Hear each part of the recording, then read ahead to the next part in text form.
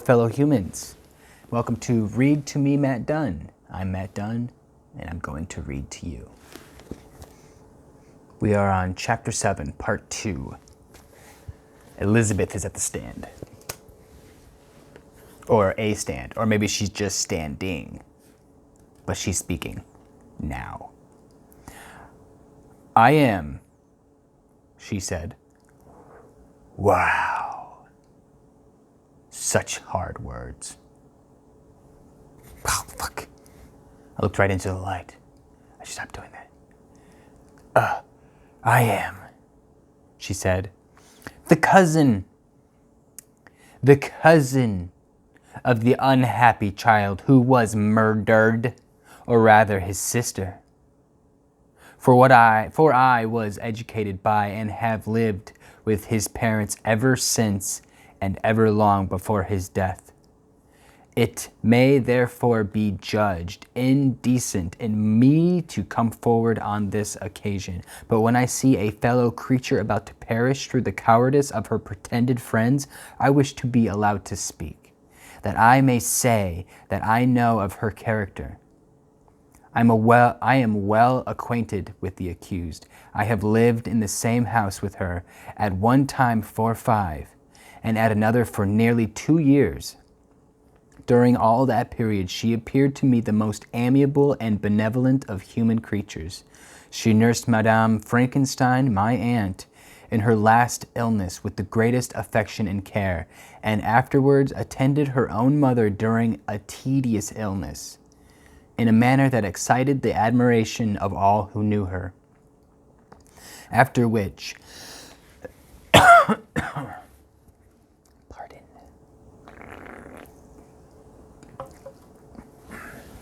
she again lived in my uncle's house, where she was beloved by all the family.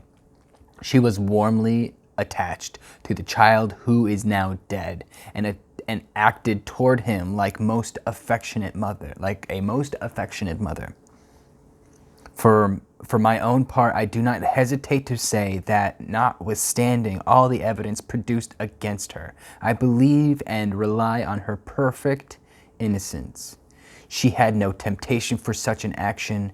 As to the bauble on which the chief proof rests, if she had earnestly desired it, I should have willingly give it to her. So much I do esteem and value her.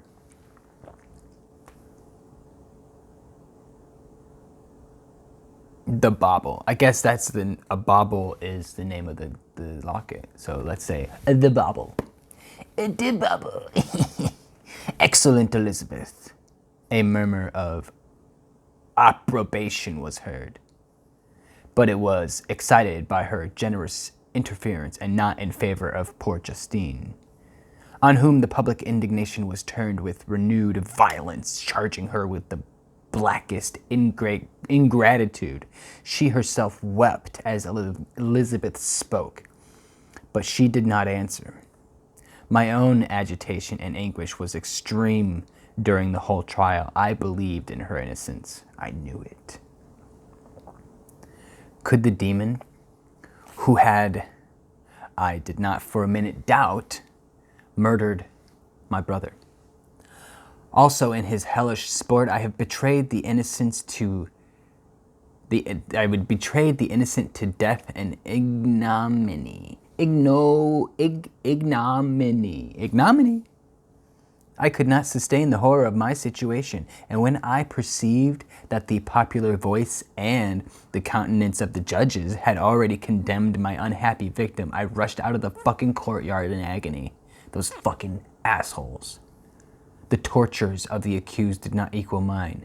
She was sustained by innocence, and the fangs of remorse tore my bosom and would not forego their hold, because my bosom was just too weak.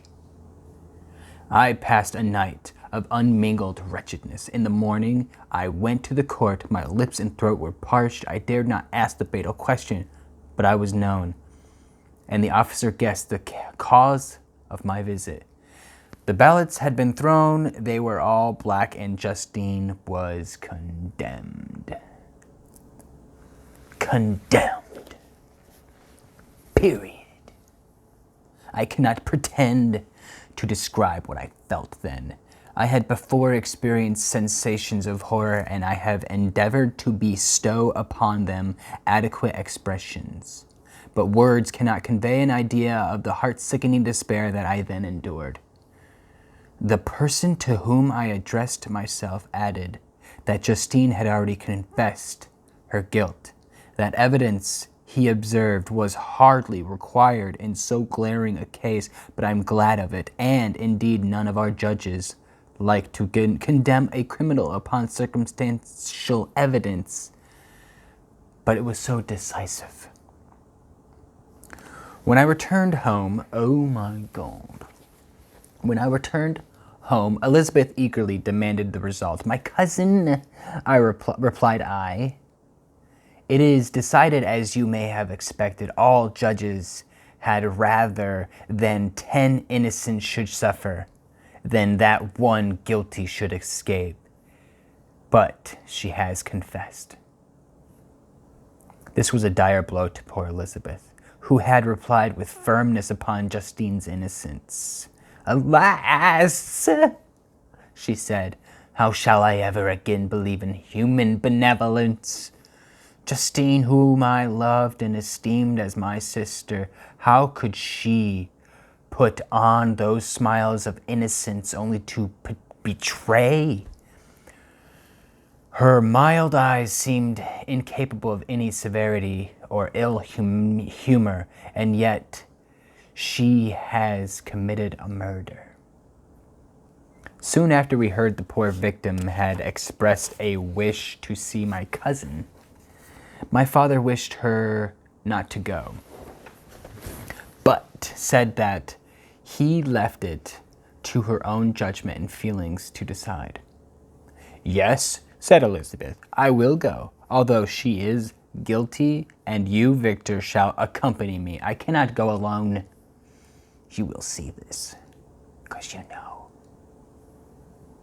The idea of this visit was torture to me, yet I could not refuse.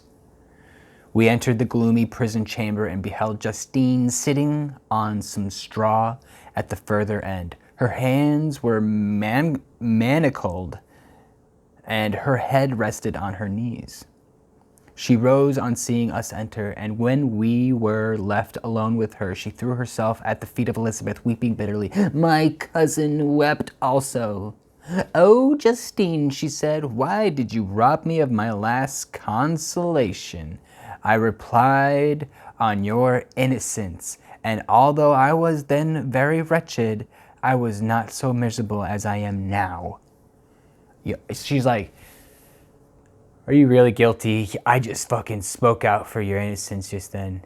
Like hardcore. How can you just plead guilty? What the fuck? She's like, Justine, come on. I did confess. But I confessed a lie.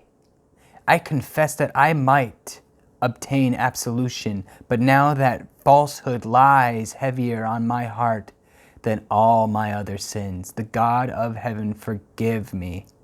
Ever since I was condemned, my confessor has besieged me. He threatened and menaced until I almost began to think that I was the monster that he said I was. He threatened excommunication and hellfire on my last moments if I continued obdurate. Dear lady, I had none to support me. All looked on me as a wretched doom to ignominy and perdition. What could I do? In an evil hour, I subscribed to a lie, and now only am I truly miserable. She paused, weeping, and then continued. I thought with horror, my sweet lady, that you should believe your Justine, whom your blessed aunt had so highly honored, and whom you loved was a creature capable of a crime which none but the devil himself could have perpetrated. Dear William, dearest blessed child, I soon shall see you again in heaven, where we shall all be happy, and that consoles me, going as I am to suffer ignominy and death. What the fuck is ignominy? I wish I knew the fucking word. Oh, Justine, forgive me for having for one moment distrusted you. Why did you confess? But do not mourn, my dear girl. I will evermore proclaim your innocence. And force belief. Force it down their fucking throats. That bitch was innocent. Yet you must die. You, my playfellow, my companion, my more than sister. I never can survive so horrible a misfortune. Dear sweet Elizabeth, do not weep. You ought to raise me with thoughts of a better life and elevate me from the petty cares of this world of injustice and strife. Do you not, excellent friend, drive me to despair? Do you not? Do you not? Do you not? That's what she's like. Do you not? You don't do that. All right, I will try to comfort you, but this, I fear, is an evil too deep and poignant to admit of consolation, for there is no hope. Yet, heaven bless thee, my dearest Justine, with resignation and a confidence elevated beyond this world. Oh, how I hate its shows, odd mockeries. When one creature is murdered, another is immediately deprived of life in a slow, torturing manner. Then the executioners, their hands yet reeking with the blood of the innocents, believe that they have done a great deed. They call this retribution, hateful name. When the word is pronounced, I know greater and more horrid punishments are going to be inflicted than the gloomiest tyrant has ever invented to satiate his utmost revenge. Yet this is not consolation for you, my Justine, unless indeed that you may glory in escaping from so miserable a den. Alas, I would I were in peace with my aunt and my lovely William, escaped from a world which is hateful to me, and the visage of men which I abhor. Abhor.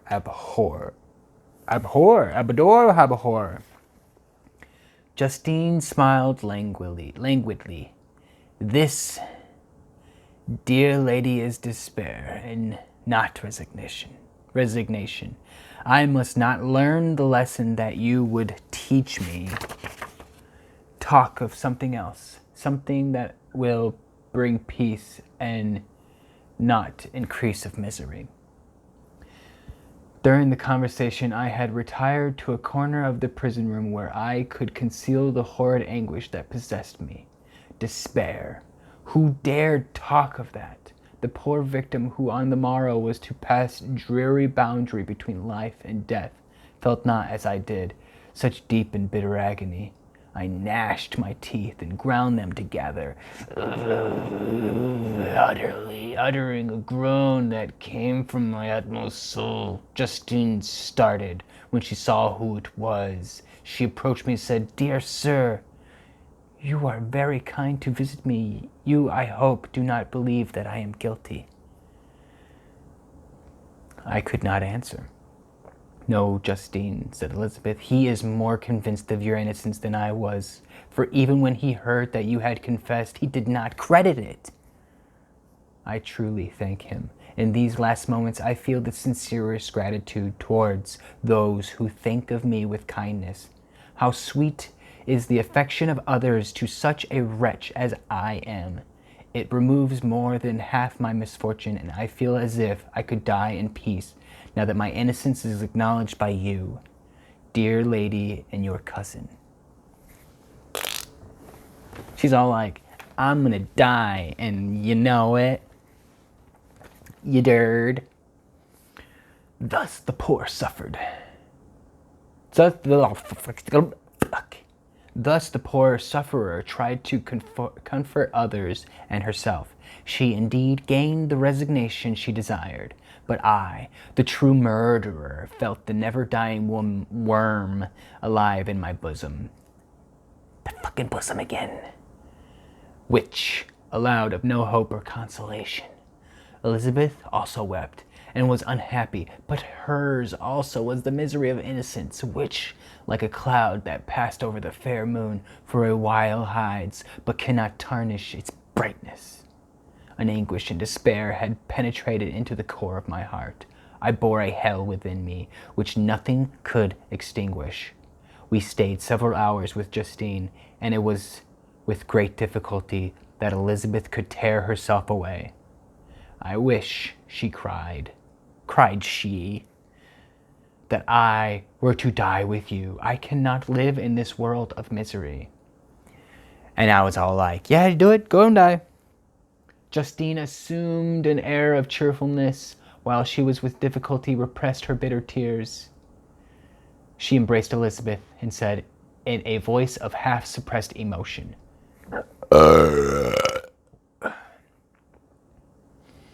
"Farewell, sweet lady.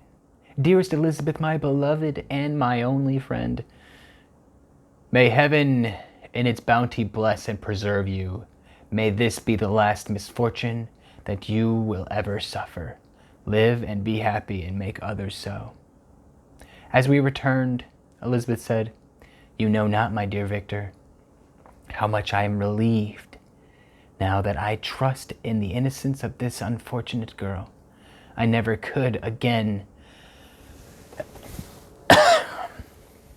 Excuse me.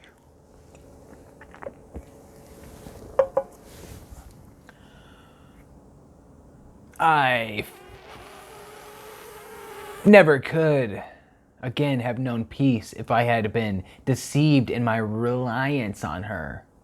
For the moment that I did not believe her guilty, I felt an anguish that I could not have long sustained. Now my heart is lightened. The innocent suffers, but she whom I thought amiable and good has not betrayed the trust I repose in her, and I am consoled. I'm glad she didn't do it, but I'm sorry she's gonna die. Amiable cousin, such were your thoughts, mild and gentle as your own dear eyes and voice. But I was a wretch, and none ever conceived of the misery that I endured.